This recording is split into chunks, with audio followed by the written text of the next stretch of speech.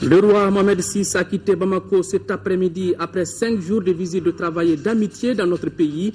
Un séjour sanctionné par un communiqué conjoint dans lequel les deux parties s'engagent à renforcer davantage leur coopération. Mais avant, le président de la République et son hôte ont inauguré le boulevard Mohamed VI, une voie qui mène à Sébenikoro passant devant l'ex-institut Marchou. Les dossiers de la rédaction s'intéressent aujourd'hui au campus universitaire du pays. Là-bas, les difficultés ont pour nom manque de structures sanitaires et sécuritaires, effectifs d'étudiants difficiles à maîtriser. Devant cette situation, le département de l'enseignement supérieur tente d'apporter des solutions. Les dossiers culturels nous amènent à Ségou, au festival sur le Niger. Sur place, Cheikh Oumar Sangaré a rencontré l'artiste plasticienne Valérie Oka. Cette Ivoirienne utilise des techniques de la performance et de projection vidéo pour parler au public. Voilà pour les titres. Mesdames, Messieurs, bonsoir et bienvenue dans cette édition. Je vous le disais à l'instant, le roi du Maroc, Sa Majesté Mohamed VI, a quitté cet après-midi Bamako. Le souverain marocain boucle ainsi une visite de 5 jours dans notre pays. Visite qui a permis aux Maliens et Marocains de poser de nouveaux jalons dans leur coopération bilatérale. Comme l'atteste la signature de plusieurs accords entre nos deux pays, le séjour de Sa Majesté a été sanctionné par un communiqué conjoint dans lequel les deux parties s'engagent à renforcer la coopération dans tous les domaines. Retour sur certains points clés du texte avec notre reporter Bourama Traoré. Séjour bien rempli pour le roi Mohamed VI à Bamako. 5 jours de visite d'État avec à la clé la signature de 17 accords bilatéraux et multisectoriels, l'inauguration, la pose de la première pierre de certaines infrastructures majeures de développement. Bref, l'horizon semble être totalement dégagé dans la coopération maliano-marocaine. L'évidence est bien les engagements pris par les deux parties contenus dans un communiqué conjoint. Sur la crise sécuritaire au nord du Mali, par exemple, les deux chefs d'État ont une identité de vue. Pas question de remettre en cause l'unité territoriale et la stabilité du Mali. Le roi Mohamed VI félicite le président de la République Ibrahim Boubacar Keïta pour l'ouverture à Bamako des négociations entre l'ensemble des composantes du pays dans le cadre du dialogue inclusif. À son tour, le chef de l'État reconnaît et apprécie l'engagement du souverain marocain dans la facilitation d'une solution politique à la crise du Nord. IBK et Sa Majesté Mohamed VI entendent également apporter tout leur soutien aux efforts visant à dynamiser davantage la Sénésade pour la paix et le développement dans la région sahélo-saharienne. Sur le volet économique, le Maroc va apporter son soutien à la mise en œuvre du plan pour la relance durable du Mali. Un plan soutenu par la communauté internationale lors de la conférence de Bruxelles du 15 mai 2013. Dans le même sens, les deux chefs d'État conviennent de la tenue dans les meilleurs délais de la 4e session de la Grande Commission mixte de coopération Mali-Maroc. Par ailleurs, le président Ibrahim Boubacar Keïta déplore l'absence du Maroc de l'Union africaine.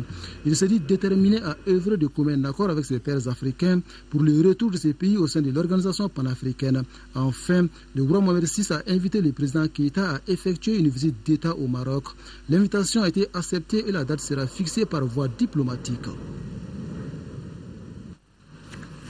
Voilà, le président de la République, Ibrahim Boubacar Keïta, donc en compagnie de Sa Majesté, ont inauguré cet après-midi le boulevard Mohamed VI. Il s'agit de la voie qui mène à Sébenikoro, passant devant l'ex-institut Marchou. Ce geste est l'expression des liens séculaires qui existent entre nos deux pays. Youssouf Diakité. Le président de la République, Ibrahim Boubacar Keïta, et le roi Mohamed VI renforcent davantage les liens fraternels de coopération entre les deux pays, le Mali et le Maroc. Cela se justifie ici par le baptême de cette rue boulevard Mohamed VI. Il s'agit de la voie qui mène à Sébenikoro, passant devant le Centre national d'appui à la lutte contre la maladie, l'ex-institut Marchou.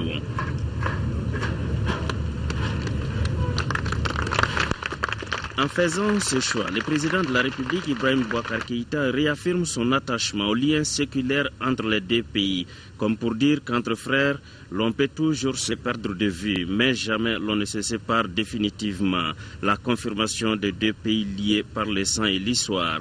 Et visiblement, ce qu'on pouvait lire sur le visage, c'est que l'axe Rabat-Bamako se renforce de jour en jour.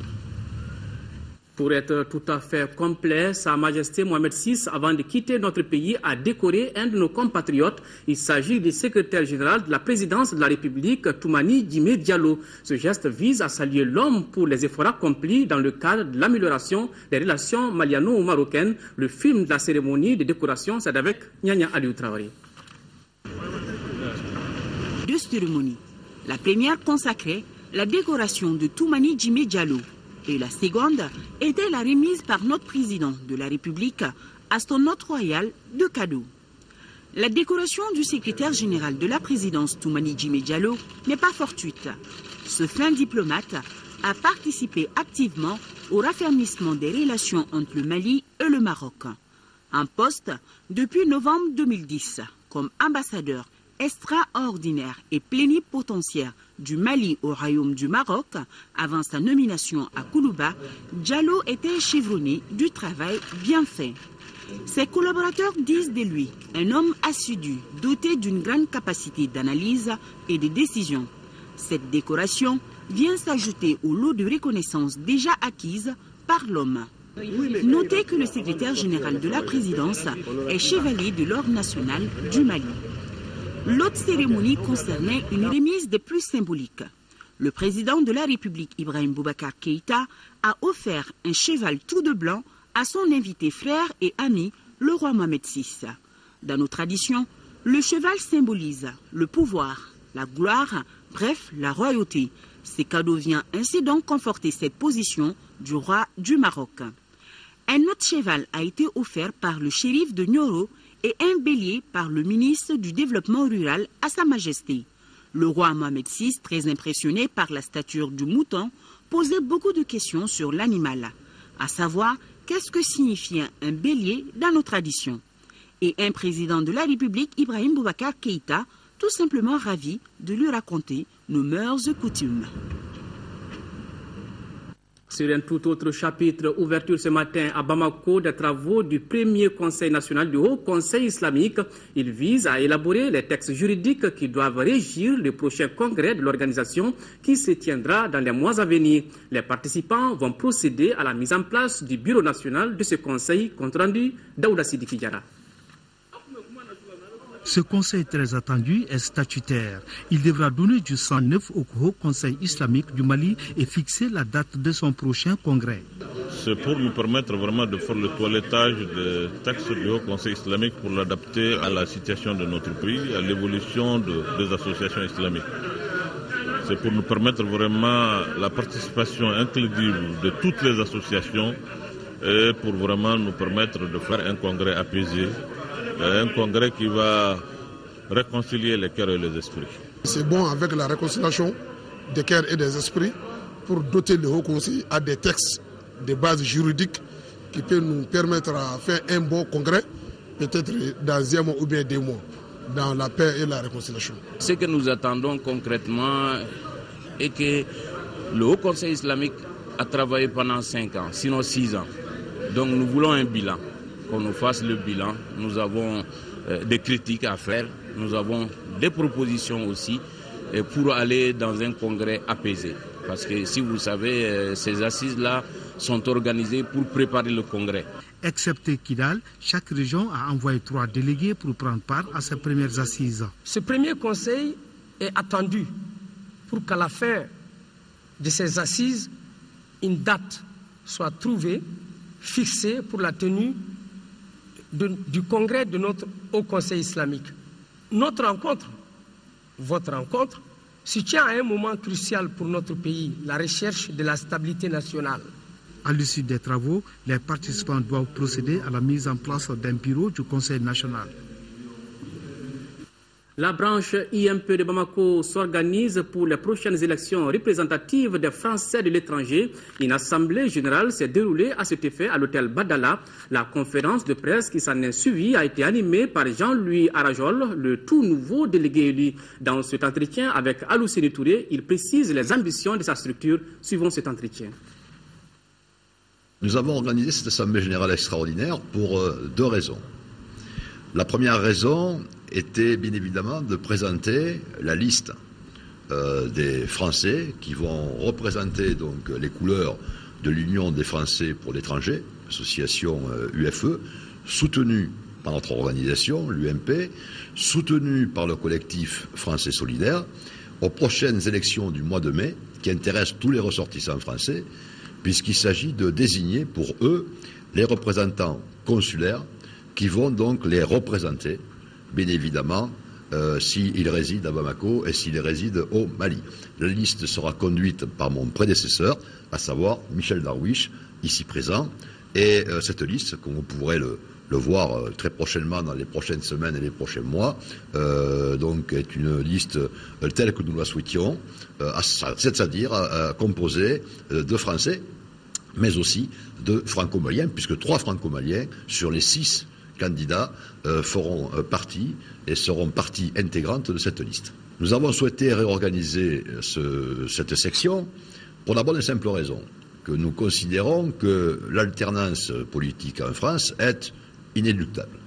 Et donc nous allons mettre en place une équipe et nous allons nous efforcer, bien évidemment, de mener ce combat de façon à ce que lorsque l'alternance sera effective en France, ce qui, je le rappelle, est inéluctable, eh bien nous soyons prêts à accompagner au niveau de Bamako, au niveau du Mali.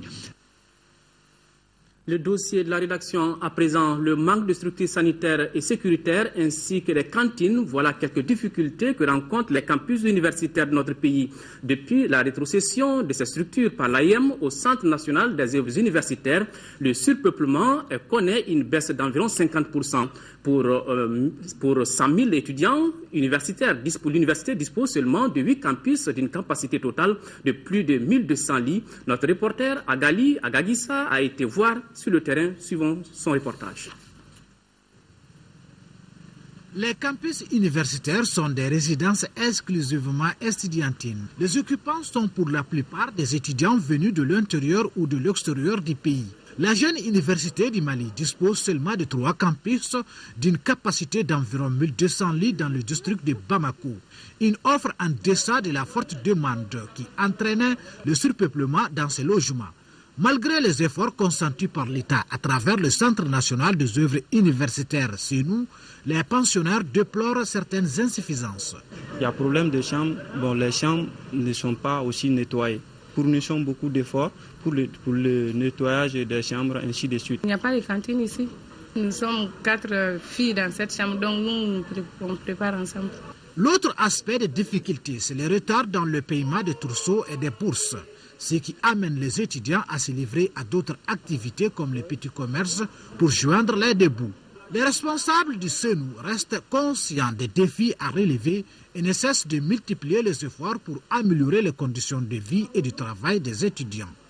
Le nombre des occupants des chambres a été réduit de plus de 50% depuis la rétrocession de ces infrastructures par l'AM au CNU en août 2011. Aujourd'hui, le nombre requis est de 8 étudiants par chambre au maximum contre 25 les années précédentes. Selon le directeur général du CNU, sa structure dépense plus de 140 millions de francs CFA pour l'entretien des locaux. Il n'y a vraiment pas de grand problème. Il n'y a pas de grand problème par rapport aux années précédentes. On est en train de mettre petit à petit en place les autres structures après les dortoirs, c'est-à-dire les terrains de sport et les salles de jeu. Il y a une salle où il y a la télé, ensuite les cantines. Donc chaque année, il y a effectivement une partie du budget qui va rien que dans la réhabilitation des portes. Et puis, ce qu'on attend de l'État, en réalité, il faut qu'il pense en réalité au sort des étudiants. Dans quel contexte? C'est-à-dire ils n'ont qu'à penser à verser les trousseaux dans les comptes à temps, en même temps les bourses à temps. Il faut que les mesures sécuritaires soient déployées sur la colline. Il faut que les étudiants étudient dans la quiétude. Les regards restent tournés vers le sentier de Kabala qui ne permettra pas cependant de combler les attentes en termes de logement des étudiants. Kabala, c'est vraiment la perspective, n'est-ce pas, très proche. C'est vraiment un village universitaire parce qu'il y a tout ce que vous pouvez imaginer. Il y a le centre de santé, il y a un grand restaurant, il y a un supermarché, il y a des infrastructures sportives et tout ce qu'il faut. Les cités qui sont actuellement fonctionnelles, en fait, ne valent même pas le quart de Kabala. Et Kabala fait 4000 personnes Mais on a 100 000 étudiants là. Ça veut dire qu'il faut encore continuer. Une commission est mise en place chaque année pour l'attribution des lits aux étudiants selon des critères. Les bénéficiaires payent 10 000 francs par année scolaire, soit 1 000 francs par lit et par mois. Le CENU met à contribution le bureau de coordination de l'AM pour la supervision de l'entretien des chambres et des blocs. La médicalisation du premier échelon, une stratégie d'accès aux soins de santé de qualité, est un espoir pour les jeunes diplômés. C'est le thème de la 21e Assemblée générale des médecins de campagne du Mali. Les médecins vont débattre au cours de leurs travaux des difficultés liées aux soins en milieu rural et les conditions de travail du médecin en première ligne à Gali, à Gaguissa. Plus de 250 médecins exercent leur profession au niveau du premier échelon de la pyramide sanitaire. Il convient alors de renforcer les capacités de ce personnel. Et l'association des médecins de campagne du Mali s'attelle à ce combat depuis 20 ans. Pour cette 21e Assemblée générale, l'association a choisi le thème « La médicalisation du premier échelon, une stratégie d'accès aux soins de santé de qualité et un espoir pour les jeunes diplômés ». Un choix non fortuit. La médicalisation des zones rurales ouvre des perspectives particulièrement riches pour consolider la mise en œuvre des programmes nationaux d'action sanitaire et aussi pour utiliser les ressources qualifiées avec la mise en place d'équipes de santé dirigées par un médecin. Une vision qui rime bien avec les orientations du département en charge de la santé. 20 ans après la création de l'association et 24 ans après l'installation du premier médecin de campagne, l'AMC s'est imposé comme un acteur incontournable dans l'offre des services de santé au premier échelon de notre système de santé. En outre, l'initiative des médecins de campagne s'est révélée comme étant l'une des expériences les plus réussies en termes de fidélisation du personnel de santé en milieu rural.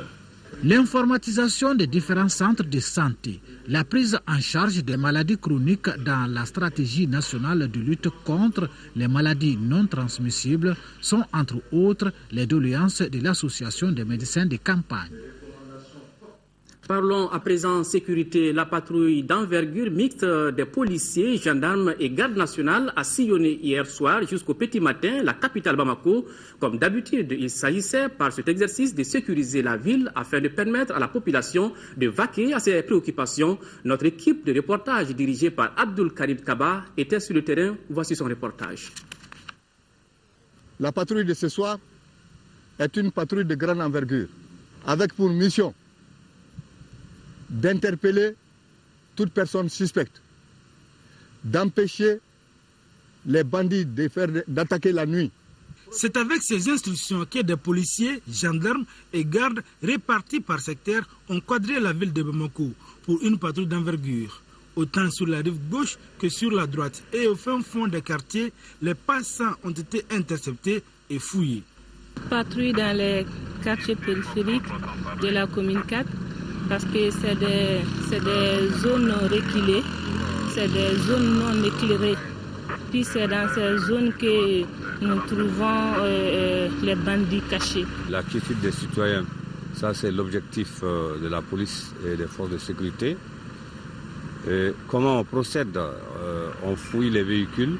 À une certaine heure de la nuit, quand on surprend les personnes dans des endroits un peu cachés, nous demandons les pièces d'abord, l'identification des personnes, ensuite voir s'ils n'ont rien de suspect en main et fouiller les corps véhicules. Au cours de cette soirée, notre équipe et les agents en service ont constaté l'utilisation anarchique de l'uniforme. Voici la carte professionnelle falsifiée d'un policier. Si nous interpellons les gens, nous les conduisons au commissariat. Nous procédons à leur identification. Si nous ne leur reprochons rien, ces personnes-là sont libérées. Usagers comme porteurs d'uniforme demandent l'indulgence et surtout le civisme des citoyens afin de sécuriser la population dans les règles de l'art. Voilà, les résultats des patrouilles portent fruit. Le commissariat de police du 11e arrondissement vient de mettre hors d'état de nuire 3 bandits de grand chemin. Il s'agit de 3 récidivistes connus du monde carcéral spécialisé dans les braquages. Ces cambrioleurs de l'Aube sont responsables du pillage de 3 officines à Kalabankoura, en commune 5 du district de Bamako. Le reportage de Abdraman Maïga.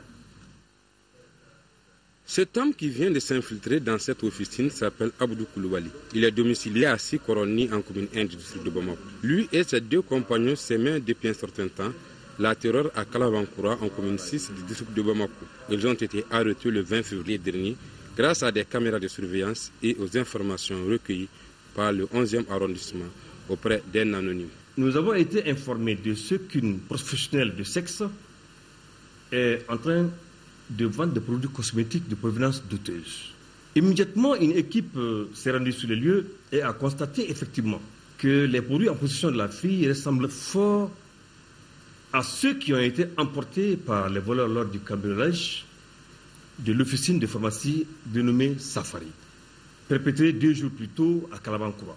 Ces récidivistes des maisons d'arrêt de Koulikoro, de Gao et de Bamako effectuaient leurs opérations dans des taxis ou sur des engins à 2 roues. Grâce à des outils comme cela, ces bandits prenaient en otage les gardiens des lieux, défoncent les portes des officines et emportent tout ce qu'ils leur trouvent sur leur passage. À leur actif, au dire du commissaire Diawara, ces bandits ont du 7 au 21 février 2014 pillé 3 officines dans le seul secteur de Kalabankoura. Pour parvenir à bout de ce grand banditisme, une collaboration entre la police et les populations s'avère indispensable. Pour ce faire, les populations peuvent appeler directement sur le numéro vert mis à leur disposition. Il s'agit du 80 00 11 14 pour la police ou le 80 00 11 15 pour la gendarmerie. La cité des Balanzans Ségou sera du 18 au 21 avril prochain la capitale du livre. L'information a été donnée ce matin aux journalistes par les organisateurs du Salon du livre de Ségou. Cet événement vise à créer la culture de la lecture au niveau de la jeunesse. Cheikh Oumar Sangari. Livre et culture de la paix, c'est le thème choisi pour ce premier Salon du livre, Salise 2014. Comme temps fort, des expositions ventes, des dédicaces, des espaces littéraires et autres rencontres entre professionnels du livre. Les organisateurs affichent clairement leur ambition, sortir les livres du tiroir pour les terroirs. C'est que quand on a la chance de faire un peu le tour de certaines capitales africaines, on a l'impression que tout est concentré au sein de ces capitales. Alors que dans les régions, ces populations aussi ont besoin d'émulation. Donc nous nous sommes dit, au lieu que les livres restent généralement dans les villes, il faut faire en sorte que ces livres-là sortent des tiroirs pour les terroirs. Et c'est ça le slogan même du salon. Donc c'est pourquoi on a choisi Ségou. Les objectifs du Salon du Livre 2014 sont, entre autres, créer le goût de la lecture, contribuer à l'émergence d'une véritable industrie du livre et promouvoir les langues nationales. Les langues maternelles ont une place de choix dans ce salon. Et dans nos objectifs, c'est même bien écrit. Et promouvoir aussi bien, c'est vrai, la langue française qui est la langue officielle, mais les langues nationales aussi. Les organisateurs veulent institutionnaliser cette rencontre annuelle autour du lire et du livre. Rendez-vous est donc pris avec les livres dans la capitale des 4404 Balanzans du 18 au 21 avril prochain. Autre élément culturel, clôture hier au Fort de Médine, la 9e édition du Festival international de Caille Médine Tamba. La cérémonie a été marquée par des prestations d'artistes, un défilé de mode, une projection de films et une remise de matériel sportif aux équipes de football Espoir de Soleil Caille. Le reportage de Kansoutou Kanouté. Classé patrimoine national, le Fort de Médine a servi de cadre pour abriter les prestations des artistes, le défilé de mode, la projection de films sur les différentes éditions passées du festival, le parcours mené par la promotrice pour atteindre ses objectifs, entre autres. Au cours de cette soirée, on pouvait voir défiler des enfants, des jeunes filles et garçons en tenue traditionnelle du Kassou. L'orchestre Amanar de Kidal a donné des frissons à tout le public présent, comme quoi le festival Caille Médine Tamba, c'est la culture mais aussi la réconciliation entre Maliens et Maliennes. Le ministre l'a rappelé. Plus d'1,5 milliard ont été dépensés ici pour le moment pour la restauration de ce fort-là. D'autres festivals ont lieu ici qui ont beaucoup plus d'écho que ce festival-là. Je vous invite vraiment dès maintenant à mener la réflexion en attendant qu'une commission plus élargie se mette en place et qu'à l'issue, le monde entier puisse se retrouver ici pour ce festival-là. Et alors, ce festival-là sera vraiment un festival international. Auparavant, Mme Guenguen Alice Dako a fait une remise de dons aux équipes Espoir et Soleil de Caille. Ce don est composé de ballons, de maillots, entre autres. Ces lots de maillots, de ballons, c'est venu directement de la part de nos partenaires français, bretons, qui n'ont pas pu malheureusement être avec nous ce matin. Solidarité Dar Salam, qui nous accompagne dans beaucoup d'actions, les forages, les dispensaires et beaucoup d'autres. Le représentant du maire de la commune urbaine de Caille, Issa Kanouté, a remercié au nom de toute la population de Caille et des jeunes Mme Guenguen et s'est dit convaincu que les bénéficiaires en feront bon usage. Après le livre, le festival de chant de danse, voilà maintenant le pinceau de l'artiste. Près de 15 artistes plasticiens ont exposé sur une dizaine de sites lors du festival sur le Niger à Ségou, qui a consacré une grande place aux arts visuels. Valérie Oka, une artiste ivoirienne, a impressionné le public par la nature de ses œuvres. Elle a utilisé les techniques de la performance et de projection vidéo appuyées par une installation dans une exposition tirée Pulsion. Alors, elle interpelle le public sur le silence maintenu sur les violences faites aux femmes.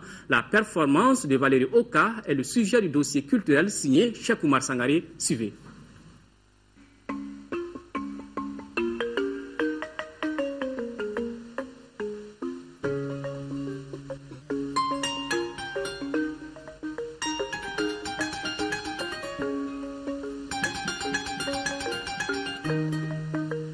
Ce que vous voyez n'est pas une chambre ordinaire. Le décor exhibe le passage de la violence par là. La scène est appuyée par un film projeté en boucle. Du bruitage aux images, en passant par les décors, tout parle et forme une œuvre d'art plastique sensationnelle condamnant les violences faites aux femmes. L'œuvre s'intitule Chut.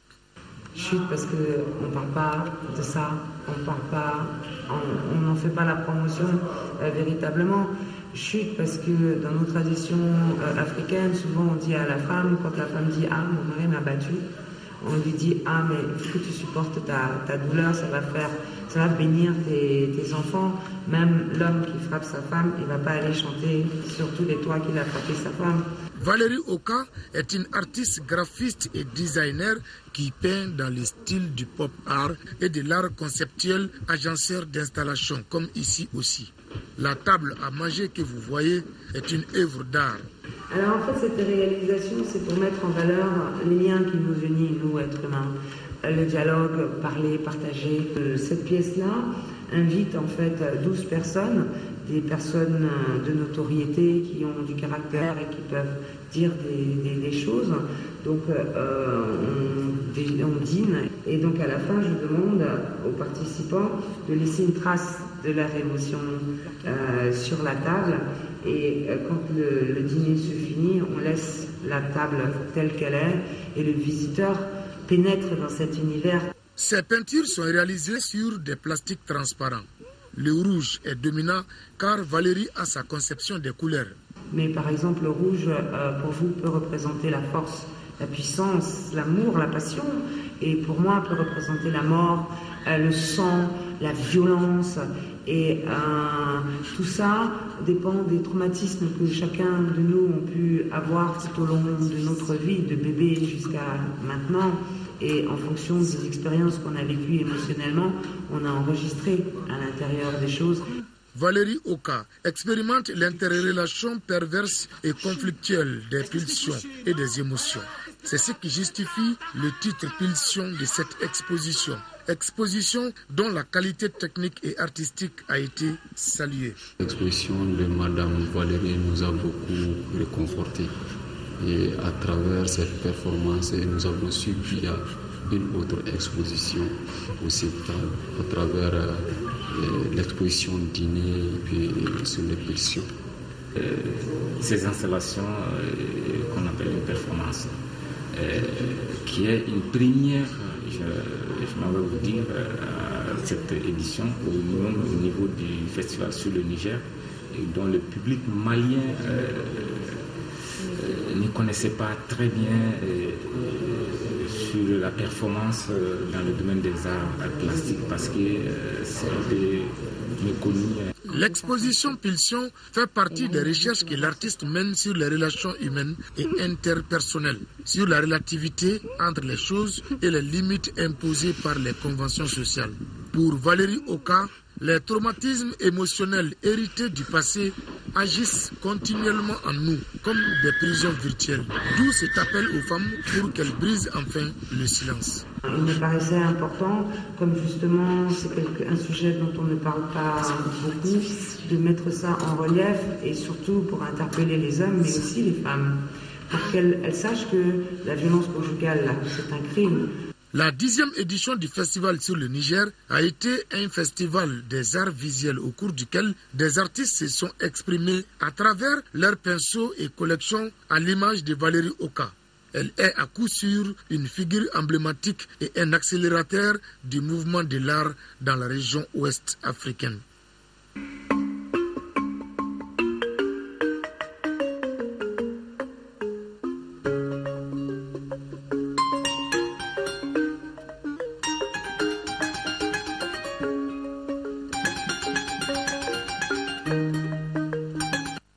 La Fondation malienne pour l'entraide et le développement a tenu sa première assemblée générale. Il s'agissait de faire le compte-rendu après un an d'existence, une activité suivie de discussions sur l'avenir de la structure. Cette rencontre a permis la collecte sur place de plus de 10 millions de francs CFA. Isaac Tchenou.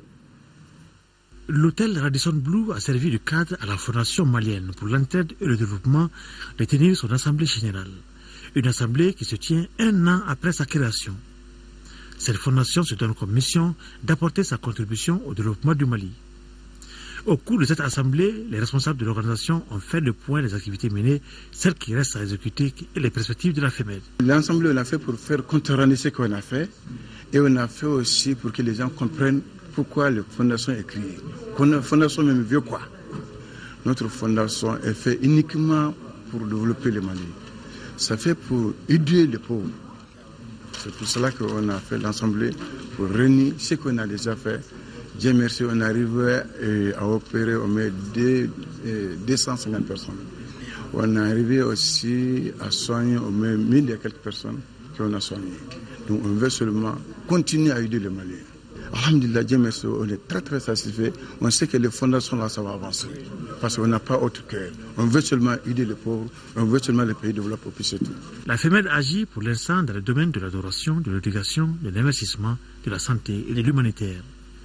Une assemblée qui a permis de collecter de plus de 10 millions de francs CFA. Sport, football, ils sont également artistes. Il s'agit des sportifs puisqu'ils font chanter et danser, souvent pleurer. Vous le savez déjà, c'est parti depuis hier pour le tournoi de la paix, de l'amitié et de la solidarité.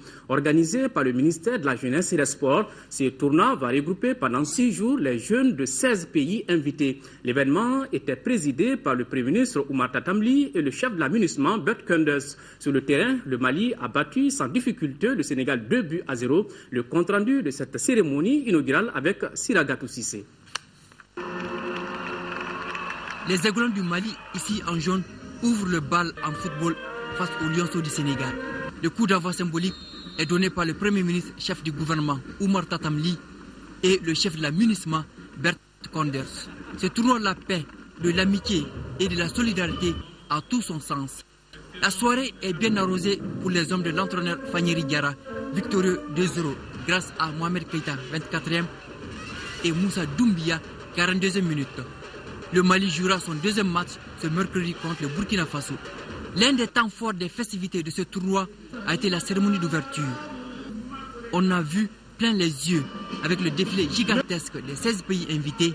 Le Mali, terre de paix, de fraternité et d'hospitalité, a été célébré à travers une chorégraphie superbement orchestrée par les enfants issus de toutes les ethnies du Mali, sans exception. Vous savez que le Togo a participé fortement à la recherche de cette paix. Je ne peux être que contente. Et que mon président, son point fort pour sa politique tourne autour de la paix, la réconciliation, l'amitié et la jeunesse. Tout ce que je vois là, un brassage de paix. Je pense qu'il est temps que les Africains s'unissent. Le sport permet au peuple, aux jeunes, aux populations d'échanger et de développer des valeurs qui sont à la limite, à l'antipode de tout ce qui peut nous mener vers des situations conflictuelles. Aujourd'hui, le Mali a besoin de respirer et de montrer une autre face au monde en disant aujourd'hui, nous sommes en train de tourner la page. Aujourd'hui, nous sommes fréquentables. Aujourd'hui, le peuple malien est uni comme un et un seul individu pour faire face aux défis du développement. Ce tournoi de communion et de brassage se poursuit jusqu'au jeudi 27 février. D'ici là, chacun y trouvera son goût et sa passion. Tout à fait, Siragatou. Si c'est la compétition du tennis de table du tournoi de la paix, de l'amitié et de la solidarité a donné son coup d'envoi cet après-midi dans la salle des sports du stade Omnisport Modibo Keïta. Le Mali a été battu par la Chine et par la Guinée par 3-7-0. L'Algérie a dominé le Togo par 3-7-2. Voyons le résumé de toutes ces rencontres avec Mamoudou Danté. Ils sont environ 20 athlètes venus du Sénégal, du Togo, de la Guinée, de l'Algérie, de la Chine, du Burkina Faso et bien sûr du Mali prendre part à la compétition de tennis de table du tournoi de la paix, de l'amitié et de la solidarité. Au programme des matchs d'ouverture officiels, les joueurs maliens Aziz Sangaré et Soumaïla Kanouté n'ont pas fait le poids devant les Guinéens Ahmed Konté et Maré Kamara en championnat par équipe. La Guinée en blanc remporte 3-7-0 contre l'équipe malienne. Ces championnats par équipe se jouent en deux phases. D'abord 1 contre 1 et 2 contre 2. Respectivement, les équipes A et B du Mali ont été battues par le Togo et par le Burkina Faso 3-7-0. Nous sommes débutants. Nous sommes une fédération d'une année à peu près. Donc vraiment, je suis content déjà. Les jeunes ont vu comment il faut jouer en tennis de table. Et pour dire que aussi le tennis de table, comme les gens le disent, c'est pas le ping-pong, bon ça c'est dans le salon, mais le tennis de table c'est une discipline comme les autres. Au-delà de son caractère sportif, ce tournoi permet de consolider la paix au Mali, mais aussi dans la sous-région. Ce qui est d'abord impressionnant, c'est que mon petit Togo a croisé un champion et qui les a battus. En signe de paix, vous avez vu que c'est le fair play qui règne. L'Algérie et le Togo, c'est des amis. L'amitié, la paix, la réconciliation, la joie, tout régnait de tous les côtés. C'est ça qui m'a plu. Pour les autres résultats, Algérie domine le Togo 3-7-2. Le Burkina Faso a gagné face au Sénégal 3-7-1. Par le même score 3-7-0, la Chine bat le Mali et la Guinée. Avant de nous quitter cette annonce, que pense la société civile du processus de négociation pour une sortie de crise définitive au Mali? C'est le sujet de l'émission Questions d'actualité de ce dimanche. Pour la première fois, les présidents des principales organisations et associations de la société civile se prononcent publiquement sur les accords de Ouagadougou ainsi que sur la suite du processus de négociation pour la sortie de crise définitive.